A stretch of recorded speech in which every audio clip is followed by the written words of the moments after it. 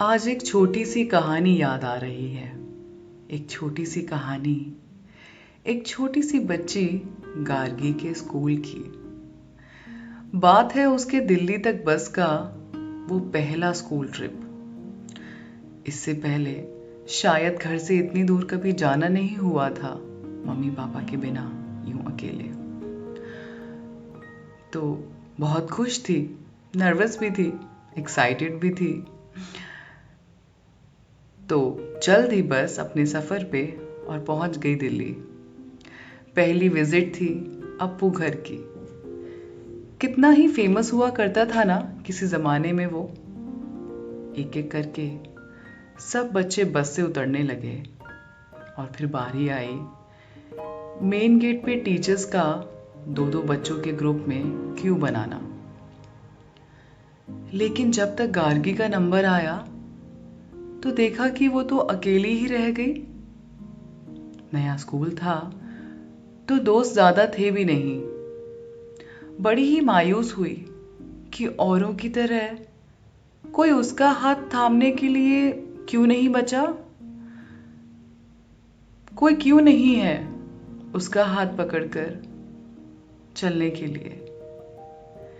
लेकिन फिर ध्यान गया कि एक चीज थी उसके पास, एक छोटी सी चीज उसकी नन्ही सी स्कूल ड्रेस की जेब में। तो वो चीज थी एक पॉपिंस का पैकेट। ट्रिप के लिए थोड़ी शॉपिंग जो की थी ना चलने से पहले, हाँ, रंग बिरंगी कैंडीज का वो एक जादुई पैकेट। तो बस क्या था, जैसे जरूरत नहीं थी फिर किसी की। एक के बाद एक नए रंग और नए स्वाद की उन टॉफीज में ही खुशी बन गई थी। चेहरे पे कोई उदासी नहीं और अपने बाकी क्लासमेट्स की तरह खूब एंजॉय किया फिर उसने अपने अलग ही रंगों में। जहां स्केरी राइड्स पे कितने रो दिए, वो बदमाश वहां भी हंस ही रही थी। तो बात ये है ना कि लाइफ में किसी का साथ ना भी होना तो फर्क नहीं पड़ना चाहिए, जैसे उस छोटी सी बच्ची गार्गी को नहीं पड़ा।